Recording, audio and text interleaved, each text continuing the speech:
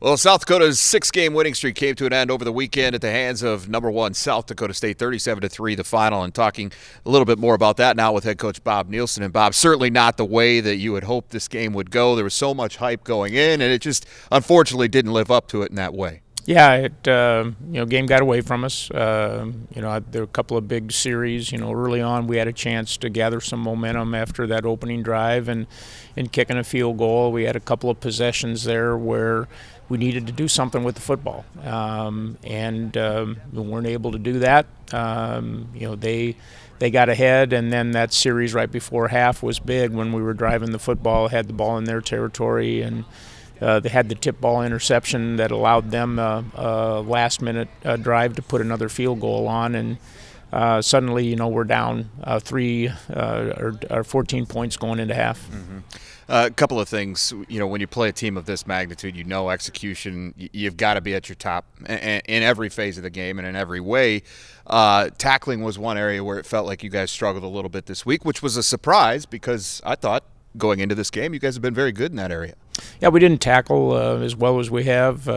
Give their backs credit. They do a good job. They're not going to let the first guy get you on the ground very often, and we missed a couple of run fits they took advantage of. They're a team that's going to be very, very consistent in their execution, and they're going to force you to be very consistent in your execution.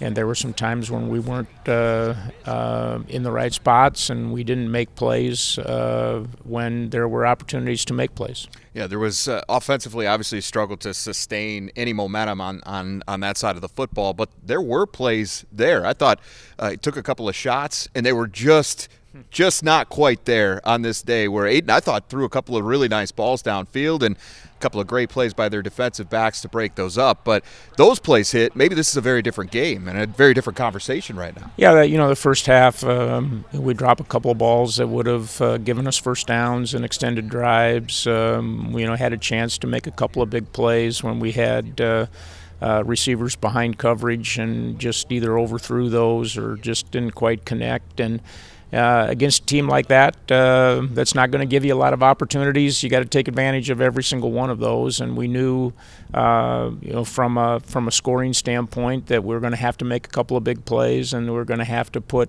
some drives together. And we'd get a first down, and then in that next series of plays, we'd get ourselves off schedule. And they do a good job when they get you off schedule, getting you off the field.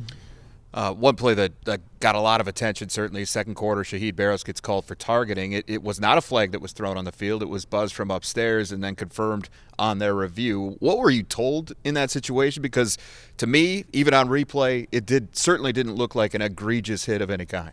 Yeah, and I don't think it was. They claimed that they were classifying him as a defenseless player, even though he had caught the ball and was moving forward with it, and gives the replay official a little bit more leeway to make that call when the individual is classified as a defenseless player. I still don't think the hit really qualified as a target within the spirit of the rule, but that call's made. The difficult part about that penalty is we lost him.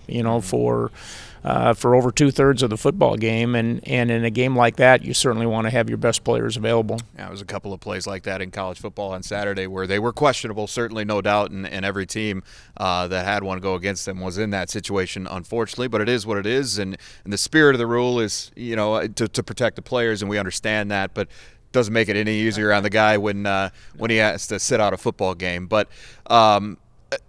now as you move forward, and that's the key, right? You suffer a defeat like this on your home field, and things have been going so well. The question now is, how do you respond? And is that where you start with this team this week?